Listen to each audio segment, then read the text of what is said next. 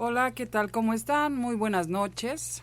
Estamos transmitiendo en vivo desde la cabina de Urus Radio, su programa de la verdadera historia de México, hoy 17 de junio de 2019. Los saludos, soy Doris y tenemos también aquí al profesor Francisco Mendoza, así que lo vamos a saludar. Profesor, ¿cómo está? Buenas noches. Amigos, muy buenas noches. Licenciada, muy buenas noches. Con el gusto de estar aquí con ustedes. Sí, profesor, así es. Tenemos el gusto de estar nuevamente con ustedes. Hace una semana no pudimos transmitir debido a demasiado trabajo. Déjenme decirles que con el profesor hemos estado haciendo algunos proyectos y pues afortunadamente nos ha ido bastante bien.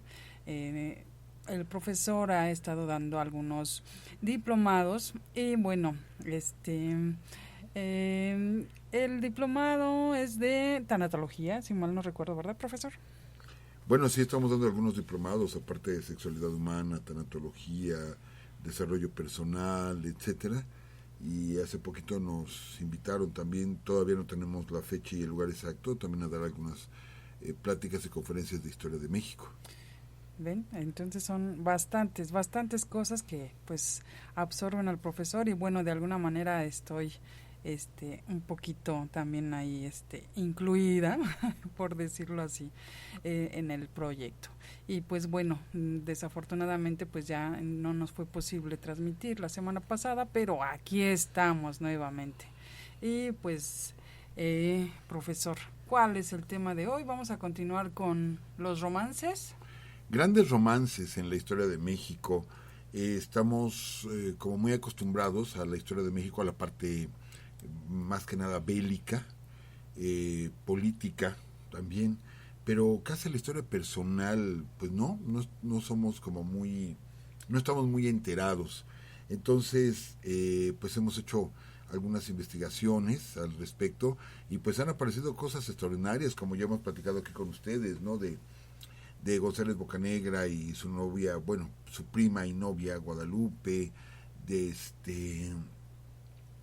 de qué más mencionamos, de Andrés Quintana Roo y Leona Vicario, etcétera. Entonces, pues hoy tenemos también personajes muy interesantes como fue don Melchor Ocampo, ¿sí? Y don Porfirio Díaz. Ok, profesor, perfecto, pues iniciemos, ¿le parece? Claro que sí, licenciada, amigos, pues enviando algunos saludos a nuestro amigo Sergio, un abrazo muy fuerte, Carlos, que nos escucha por allá en Cancún, Quintana Roo. ¿Cuál de tantos Sergios, profesor? Del estado de Hidalgo. Ah, ok. Sí, del Ok. estado de Hidalgo. De todos modos, a los demás amigos Sergios también les enviamos un abrazo, a nuestro buen amigo Chucho, a José Luis León Volante, allá en León, Guanajuato, a Enrique Leos, aquí en Ciudad de México, y a todos ustedes amigos que nos están escuchando y que nos hicieron llegar sus mensajes de que ya están en la frecuencia de Urus Radio.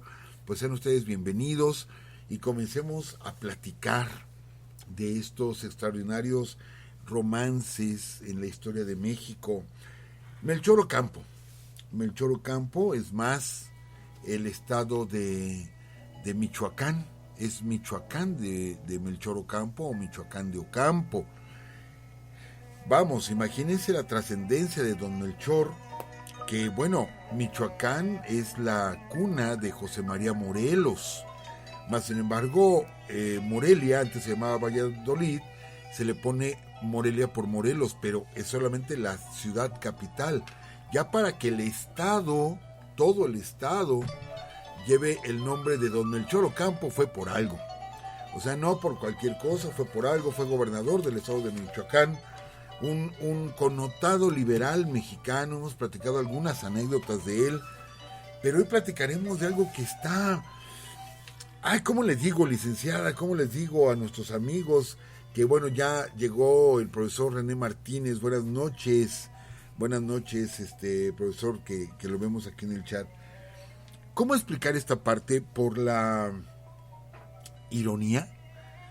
Quisiera no utilizar ese texto directamente, pero bueno, suena un tanto irónico, porque durante mucho tiempo, los matrimonios civiles en México, por reglamento, se tenía que leer la epístola de Melchor Ocampo, en donde bueno, yo particularmente, yo lo solicité durante mi matrimonio civil, ya no se realizaba la lectura y yo solicité que se hiciera esa lectura. Quizá, sí, desde el punto de vista del siglo XXI, pues pudiera parecer un tanto misógino por la obediencia que la mujer debe al varón, según dice esa epístola. Pero si entendemos el contexto, pues no es tan fuerte. Sí, no debe ser así, pero no es tan fuerte. Y es muy bella la epístola de Melchor Ocampo. Pero bueno, ya para que tantos matrimonios en México, o sea, decenas de miles de matrimonios, se unieran bajo la lectura de esta epístola y pensar que Melchor Ocampo nunca se casó.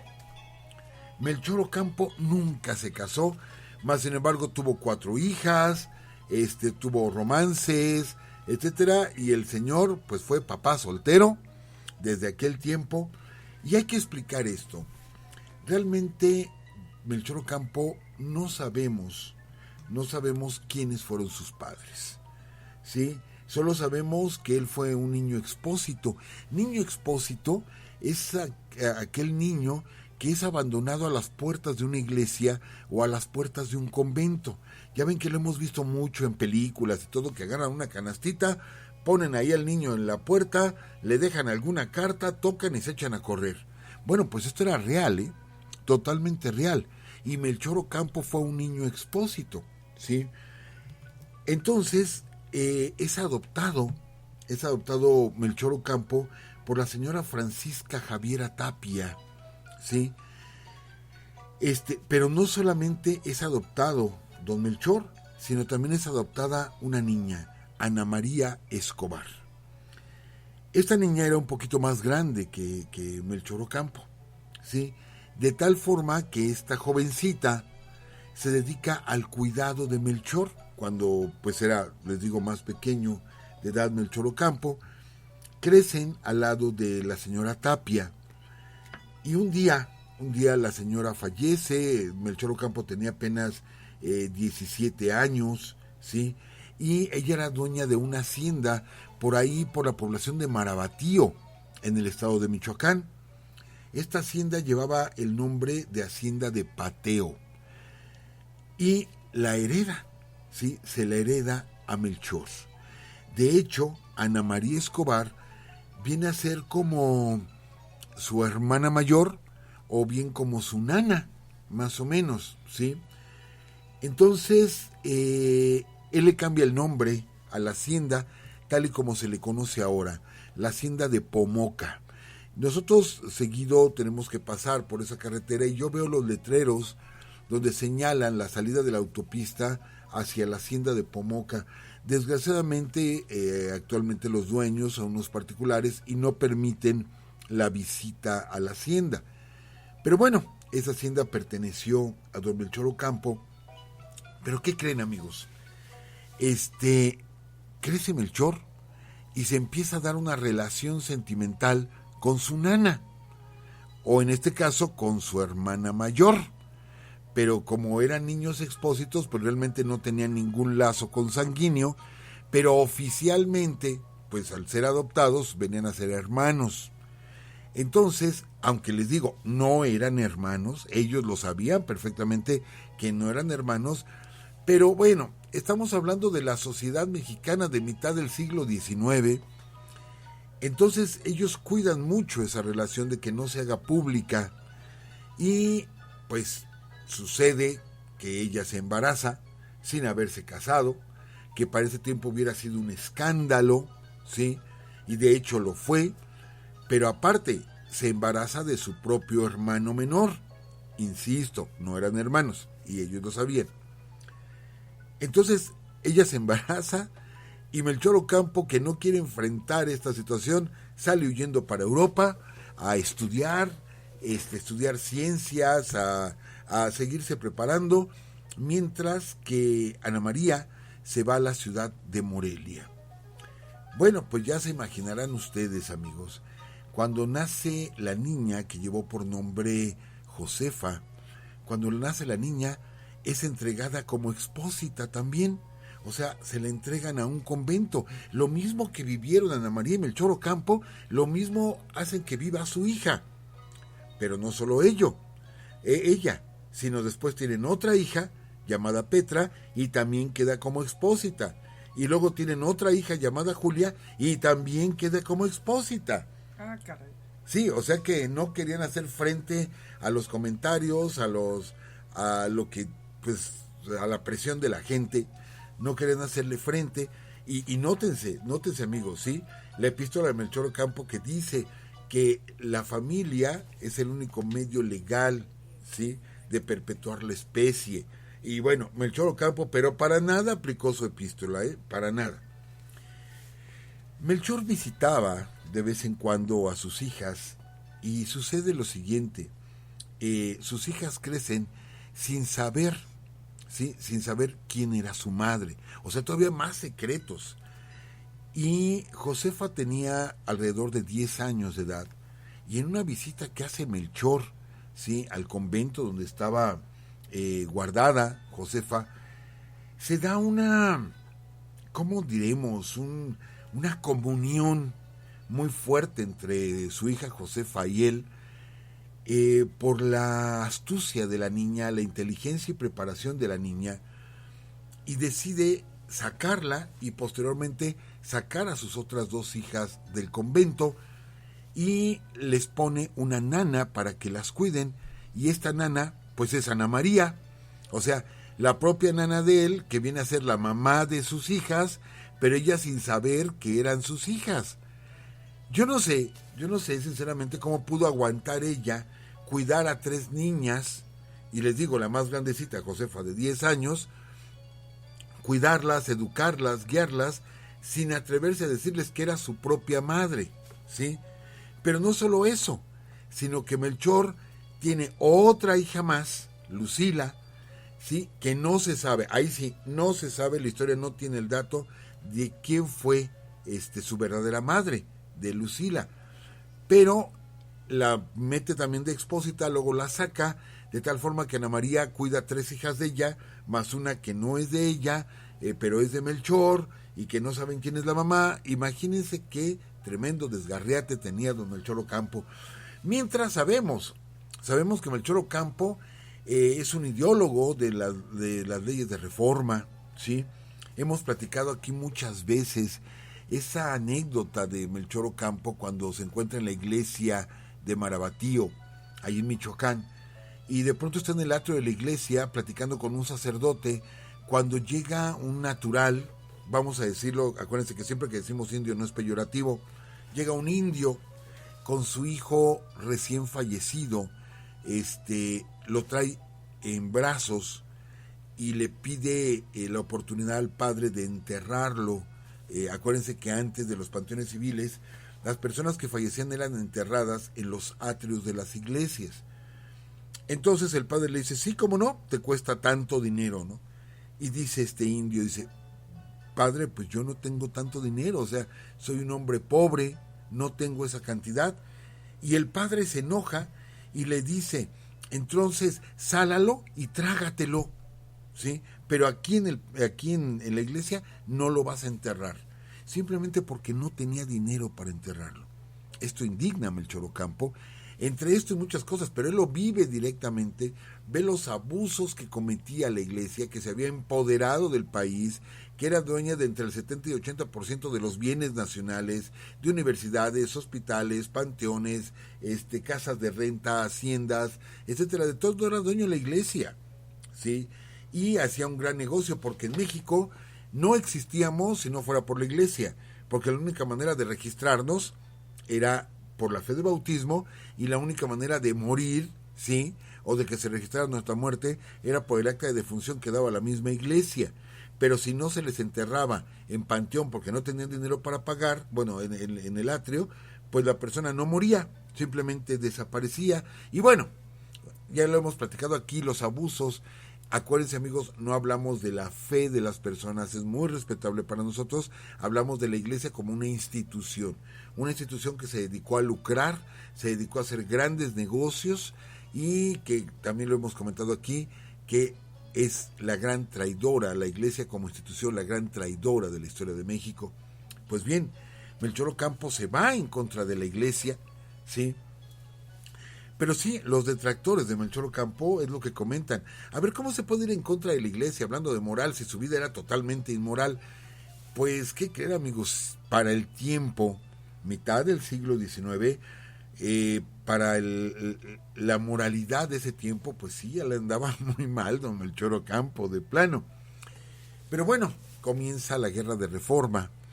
En 1860 fallece Ana María Escobar, sin haberle confesado nunca a sus hijas que ella era su madre. Para esto, poco antes de la Guerra de Reforma, Santana corre del país a Melchor Ocampo. Melchor Ocampo no soporta estar alejado de su hija Josefa, sí, y manda dinero para que la lleven a los Estados Unidos y estar junto con ella. Él se la pasaba todo el tiempo al lado de su hija, sí, había un amor filial ahí de padre e hija tremendo. Siempre estaban juntos. Y bueno, le toca regresar a Melchor, comienza la Guerra de Reforma, ahí se separan. Hay muchas cartas que se han conservado hasta el día de hoy, cartas en las que ellos tienen esa comunicación de padre e hija. De pronto ella conoce a otro, pues, gran liberal, a José María Mata, y le avisa a don Melchor que se quiere casar con José María Mata. Se casan ahí en la hacienda de Pomoca, ahí en Marabatío, y comentan que nunca nadie había visto llorar a don Melchor Ocampo, y que esa vez, durante toda la boda, durante toda la liturgia, lo único que hizo Melchor Ocampo fue llorar y llorar y llorar y llorar porque sentía que perdía a su hija Josefa. Melchor Ocampo, bueno, sería después hecho prisionero después de la Guerra de Reforma por Leonardo Márquez, el Tigre de Tacubaya, y que pues sabemos el tipo de persona que era el general Leonardo Márquez. No se tienta el corazón y sin un juicio, sin nada, decide fusilar a Melchor Ocampo, y lo único que él pide al último es un papel para hacer su testamento. Y en ese testamento, amigos, licenciada, es donde él reconoce a sus hijas. Y es ahí donde confiesa también, ¿sí?, que quién es la madre de sus hijas. Ajá, porque había un testamento que Ana María había dejado allí en la casa escondido, y Melchor sabía dónde y les pidió que lo sacaran, donde ella también les confiesa que es su madre, hasta que murió Melchor. Es cuando ellas se enteraron quién era la verdadera madre, ¿sí? Y eso que pues estuvo enamorado de Ana María Escobar, pero nunca le dio como ese lugar, ¿no?, que meritaba, ¿sí? Y bueno, pasan los años, se da el matrimonio de José María Mata y Josefa Ocampo, y una de las peticiones que hizo don Melchor fue que su corazón pertenecía a la Universidad de San Nicolás de Hidalgo, ahí en Morelia, Michoacán. Entonces, Josefa se dedicó a bordar, una caja donde guardar el corazón de su padre. Hay dos versiones, una que dice que a la muerte de esta Josefa, sí, es José María Mata que la sobrevive, y la siguiente de sus hijas, o Petra o Julia, son las que llevan el corazón de Melchor Ocampo y lo entregan a la Universidad de San Nicolás de Hidalgo. Hay otra versión que dice que no, que fue directamente Josefa junto con su marido quienes llevan el corazón. Hasta el día de hoy, amigos, si ustedes tienen la oportunidad de ir a la bellísima ciudad de Morelia, visiten la sala Melchor Ocampo. Hay un gran retrato de don Melchor y está ahí la caja, y podemos observar. No es una vista muy bonita, a fin de cuentas es una víscera, ¿verdad? Pero bueno, ahí en un frasco de formol está la caja abierta que de propia mano bordó Josefa Ocampo, y ahí podemos observar el corazón de don Melchor, sí, que bueno, estará ahí mientras la universidad permanezca, es uno de los tesoros que custodia la Universidad de San Nicolás de Hidalgo. ¿Cómo ve, licenciada? ¿Cómo ven, amigos? Es una historia tremenda, profesor, casi de telenovela. Sí, así es, casi de telenovela. Yo, amigos, les recomiendo, hay una película mexicana, miren, hay muchas películas que la verdad no les hacen difusión o que las ponen en el cine. Perdón, amigo, yo sé que tenemos diferentes gustos, pero de pronto nos ponen películas extranjeras y abarrotamos los cines y se rompen récords de audiencias y la gente se pelea por ser el primero de estar ahí en las premiers y no sé qué tanto. Está bien, es parte de la diversión, ¿sí? Pero no olvidar también lo nuestro. Hay una película de hace 5 años aproximadamente que se llama Huérfanos. Yo me enteré de la filmación de esta película. Es la vida de Melchor Ocampo, pero sobre todo esta parte final de su vida y de sus amores, precisamente con Ana María Escobar y ese amor de padre e hija con Josefa. Y cuando yo fui a verla al cine, ¿sí? Nada más la dejaron una semana. Yo no tuve la oportunidad de verla porque fui como a las 2 semanas y ya la habían quitado y no la he podido conseguir y he ido con personas que venden discos piratas, lo confieso, con discos piratas buscando la película Huérfanos y normalmente cuando les digo busco esta película, me dicen, ¿es con Robin Williams o es con o de dónde? No, es una película americana, es una película mexicana, ¿no? Y ni siquiera la conocen, no la he podido conseguir por YouTube. Sí cobran, ya encontré que hay un lugar donde cobran 25 pesos y la puede uno ver y pues yo con gusto la voy a ver, porque hasta donde yo sé está muy bien documentada con la vida de Melchor. Entonces, amigos, les recomiendo esa película, la película Huérfanos, película mexicana con la vida de Melchor Ocampo. La veremos, profesor. También usted comentaba de la hacienda de Pomoca y me comentaba el profesor, que creo que ahorita no lo comentó, profesor, que un cambio de letras, nada más por decirlo así, de Ocampo. Entonces, Melchor Ocampo precisamente modificó su apellido para que se llamara así la hacienda. Sí, ¿cómo se llama esto? Acróstico, ¿no? No sé, profesor. Creo que se llama sí. acróstico. Nuestros amigos nos pueden auxiliar. Creo que es un acróstico. Pomoca son todas las letras del apellido Ocampo. Y él así lo pone pues para ponerle su apellido. Pero sí, el poblado así también se llama, ¿no? Pomoca. Es un pequeño poblado, ¿no? Sí, es un pequeño poblado. Así es, a un ladito de Marabatío. Amigos, la semana pasada, y esto no lo he comentado yo con la licenciada, por ahí apareció en internet una lista de los museos que tiene México, dependientes del Instituto Nacional de Antropología e Historia. Hay muchos museos, pero que pertenecen a instituciones particulares, a universidades, etcétera. Pero directamente al Instituto Nacional de Antropología e Historia hay 162 museos en todo el país. Estaba yo leyendo con mucha tristeza la lista de los 8 museos que del día 2 de enero al día 31 de mayo tenían los menos visitantes de México. Y los menos visitantes fue 0. 5 meses sin que una sola persona visitara el museo. Cuando tiene un director, cuando tienen a los curadores, cuando tienen a los de intendencia, cuando tienen a los vigilantes, cuando se está pagando un mantenimiento de un museo como el Baluarte de Santiago, creo que sí es Baluarte de Santiago, ahí en el puerto de Veracruz. Yo recuerdo cuando fui al puerto de Veracruz y entramos al Baluarte. Es de San Diego, ¿no?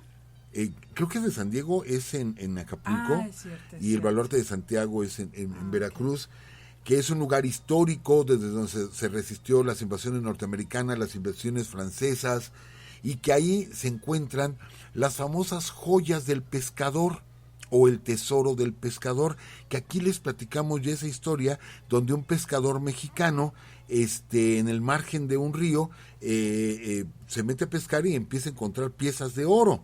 Y resulta que era un galeón español que se había hundido y al parecer, bueno, ya que se hizo la investigación, eran piezas de la cultura zapoteca, pero estamos hablando de de los galeones españoles, o sea, de cuando profanaron las tumbas los españoles, las saquearon, se llevaron el oro, y uno de estos navíos se hunde al margen de un río, no estoy seguro, creo que fue el río Pánuco, y este pescador encuentra esas figuras, las vende sin conocer el valor, y a la persona que se las vendió ya se los llevó un joyero, y el joyero sabía el valor que tenía. Este joyero las intenta meter al mercado, en el mercado se dan cuenta de que son piezas arqueológicas y que seguramente pertenecían a alguna tumba.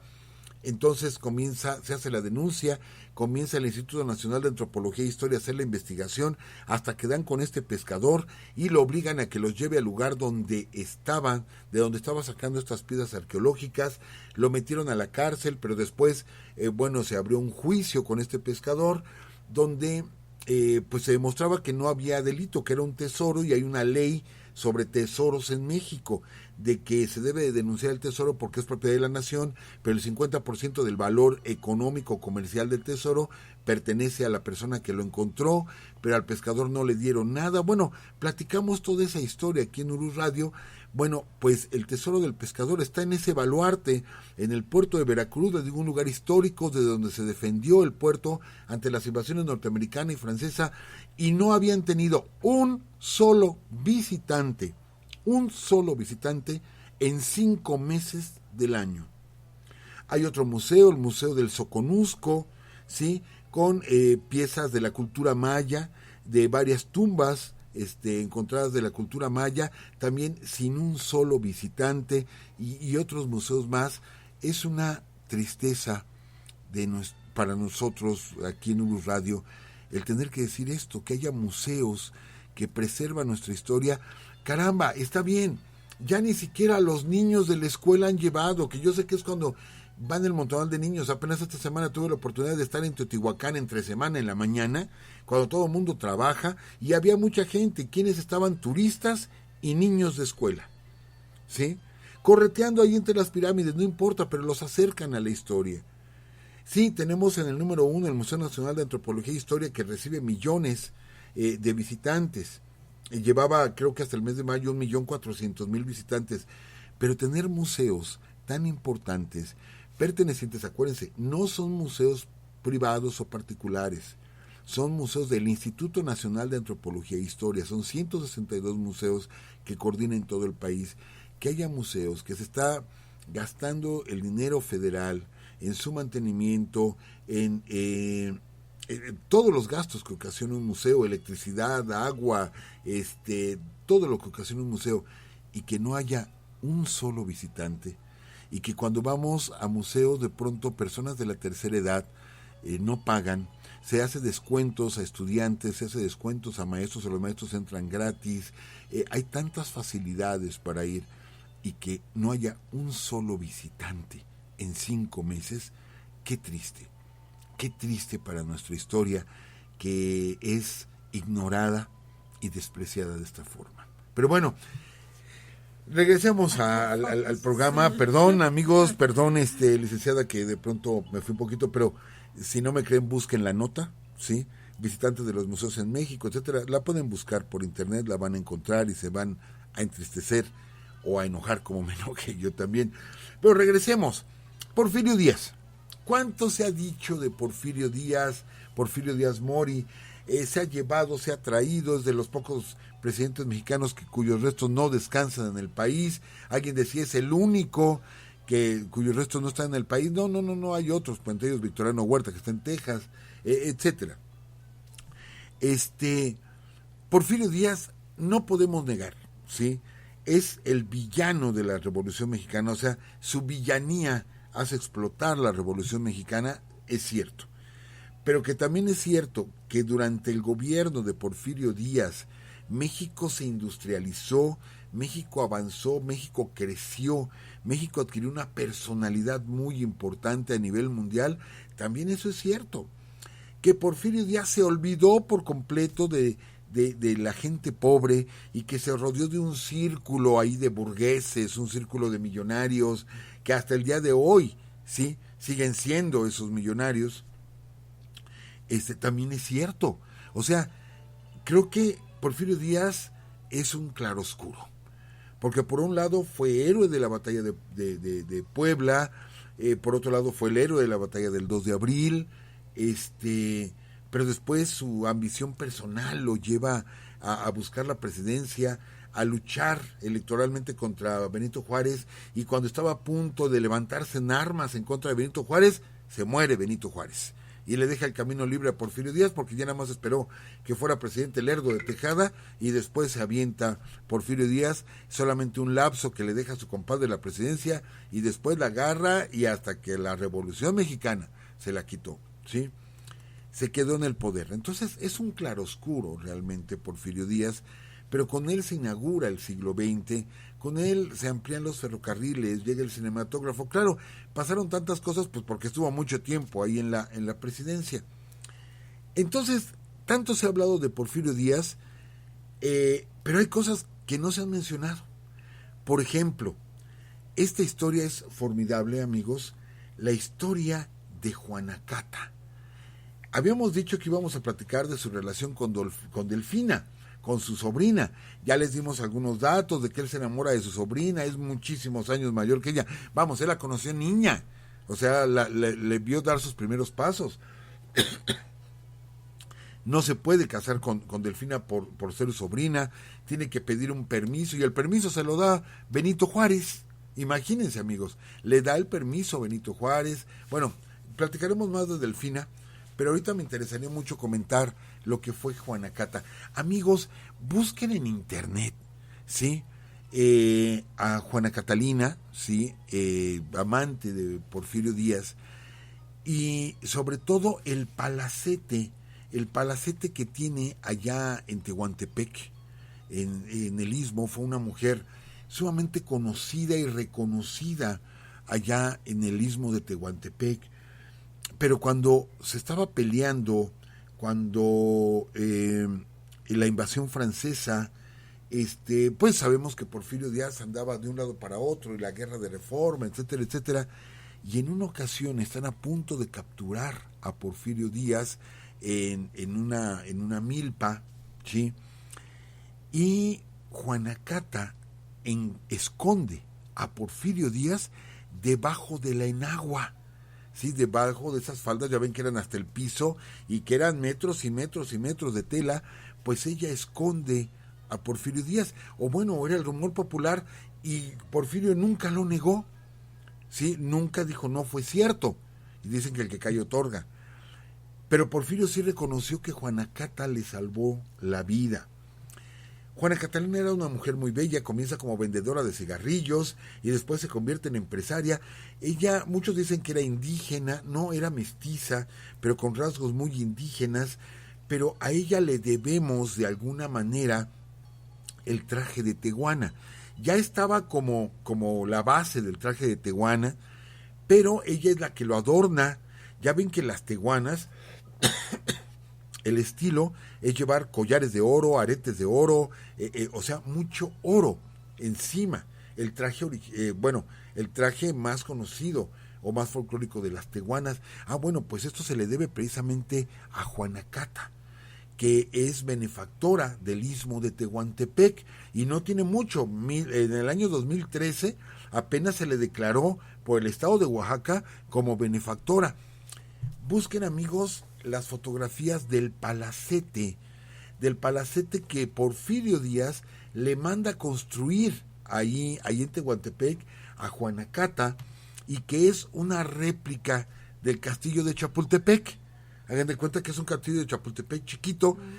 Yo vi las fotografías, amigos, da pena. Por eso me acordé de lo que les iba a platicar de los museos, porque veo una joya, una verdadera joya de arquitectura. Está hecha por italianos, trajeron muebles franceses, mármol importado, toda la pedrería de Italia. O sea, era un verdadero palacio, y ver en qué situación está es una pena. Sí se descubre la forma, ¿no? Vemos la forma de cómo estaba construido, pero ver el descuido de una mujer que inclusive en el año 2013 es nombrada benefactora, ¿sí?, del Istmo de Tehuantepec. Pero bueno, ella le salva la vida a Porfirio Díaz, y a partir de ahí, amigos, a partir de ahí se da una relación muy especial entre Juana Cata y Porfirio Díaz.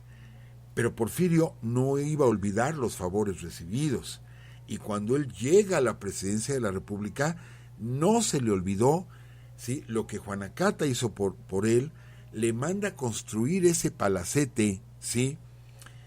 No hay una prueba o no hay una carta, no hay nada que diga que Juana Cata tuvo un romance con Porfirio Díaz. No hay ninguna prueba así, ¿cómo dicen? La palabra, escrita, ajá, no existe. Pero a ver, amigos, cuando se traza el ferrocarril transísmico, ¿sí?, resulta que el ferrocarril iba a pasar a unos 5 o 10 kilómetros de la casa de Juana Cata, y toma los planos Porfirio Díaz, ¿sí?, y señala por dónde tiene que pasar, aunque saliera más caro, y hace pasar, ¿sí?, hace pasar el tren a 2 metros de la puerta de la casa de Juana Cata, y de hecho lo convierte en una estación, de tal forma que del otro lado de la banqueta estaba el tejabancito, o sea, una estación del ferrocarril. Y cada vez que Porfirio Díaz hacía una gira por Oaxaca, pues era su estado natal, hacía una gira por el sur de Veracruz, tomaba el ferrocarril transísmico, obviamente con el vagón presidencial de todo lujo, y vamos que Porfirio Díaz no viajaba solito, viajaba con mucha gente, era un ferrocarril muy lujoso para ese tiempo, donde viajaba Porfirio y toda la comitiva, y justo cuando llegaban a la casa de Juana Cata, ¿sí?, se estacionaba el tren a 2 metros prácticamente de la puerta. Todos bajaban por un lado, por el lado donde estaban los tejabanes. Solamente una persona bajaba por el otro lado hacia la puerta, era Porfirio Díaz, siendo presidente de la República, y su guardia custodiaba, ¿sí? El señor se metía y todas las ventanas, o sea, obvio, Juana Cata sabía que iba a llegar Porfirio, todas las ventanas estaban cerradas, todas las cortinas estaban corridas, y ahí duraba 3, 4, 5 horas encerrado, la casa completamente vigilada por los guardias presidenciales, y todos esperando a Porfirio Díaz del otro lado del tren, ahí con el calor del istmo, mientras les daban de comer, etcétera, y él se quedaba 4 o 5 horas en esa casa, y después salía, ¿sí?, se subía al tren y decía, vámonos. Amigos, ¿qué podemos decir? Efectivamente, no hay una sola carta. Porfirio nunca dijo, ay, es que somos amantes, Juana Cata y yo. Claro que no, pues él estaba casado, ¿sí? Y menos con Carmelita o menos con Delfina, él iba a aceptarlo. Obviamente que también Juana Cata no lo iba a decir. Por eso, pues nunca lo escuchamos. Pero, ¿qué pensamos, amigos? Si hace pasar el ferrocarril, lo desvía por 5 kilómetros, solamente para que pase a esa casa que le manda a construir Porfirio Díaz, y que les digo, lo podemos ver en fotografías, y que se ve la magnificencia para ese tiempo, que es un castillo de Chapultepec chiquito, solamente para esta mujer. Entonces hay otros autores que no lo ponen en duda y dicen que fue el amor de Porfirio Díaz, ese amor pasional, el amor que tuvo por Delfina fue ese amor filial, ¿sí? Era, de todos modos, era su sobrina, pero él la vio crecer, era otro tipo de amor. Y por Juana Cata era el amor pasional totalmente, ¿sí? Porque Juana Cata nunca le pidió nada más, pues, y ella le había dado todo, ¿no? Y por Carmelita, bueno, pues qué podemos decir de Carmelita, que fue su maestra y que él se enamora de ella, y platicaremos de ella la próxima semana junto con la historia de Delfina, y entraremos a platicar acerca de Maximiliano y Carlota, que aquí hemos hablado muchas veces de Maximiliano y Carlota, pero vamos a hablar por primera vez de ellos como pareja, de la relación entre ellos como pareja. Pero sí, entonces, ¿ustedes qué pensarían, amigos? ¿Que efectivamente nada más fue pagarle el favor que le hizo Juana Cata de salvarle la vida durante la intervención, o había algo más? ¿Por qué? Porque era famosa esta mujer por su belleza. Les digo, una belleza autóctona, pero al fin y al cabo una belleza, una mujer muy elegante. Insisto, ella crea la moda de que las mujeres del Istmo lleven esta ornamentación en su cuerpo de tantas joyas. Esa idea de ella y hasta el día de hoy, y que sabemos que el traje de tehuana, bueno, todos los trajes folclóricos en México son preciosos, pero particularmente el traje de tehuana, híjole, luce mucho. El traje de jarocha también, son vestuarios muy bonitos. Es que decir, licenciada, no me quiero meter en líos porque de pronto alguien nos va a decir, es que el vestuario de las jaranas, el vestuario de las yucatecas, todos son bonitos, sí, todos son preciosos, pero bueno, tiene como un estilo muy particular la ropa de la tehuana, que se lo debemos precisamente a esta bella mujer, del que estamos casi seguros, ¿sí?, que sí fue la gran amante de don Porfirio Díaz. ¿Qué le pareció, licenciada? ¿Qué les parece, amigos, esas historias? Pues lo que hace el poder, profesor, ¿no? Fíjese nada más que, bueno, ya sabemos de varias personas o varios presidentes que hacen uso de ese poder para hacer algunas cosas, así como la que nos platicó usted del tren, ¿no? Ajá. Pero bueno, profesor, hay un mensaje de José Luis León Volante, si lo puede leer, por favor. Sí, claro que sí. Chiquita. Dice: un atento saludo, queridos amigos. Los hijos de don Porfirio fueron también sus sobrinos, y Delfina y sus hijos serán primos. El general Sóstenes Rocha era un duelista constante, inclusive se le tenía como el mejor duelista del siglo XIX. Si mal no recuerdo, la hermana de Rosario de la Peña se casó con el mariscal Bazán. Yo creo que románticamente el siglo XIX no fue para mí. Les mando un afectuoso abrazo. Bueno, está bien, gracias por los datos, ¿sí? Platicaremos de mariscal Bazán, cómo se casa con una mexicana. Claro que sí, lo platicaremos ahora que hablemos de Maximiliano y Carlota. También por el WhatsApp, René Martínez nos manda, dice la historia de Gonzalo Guerrero, y pues bueno, hay que leerla y para ver qué comentarios podemos hacer, ¿no?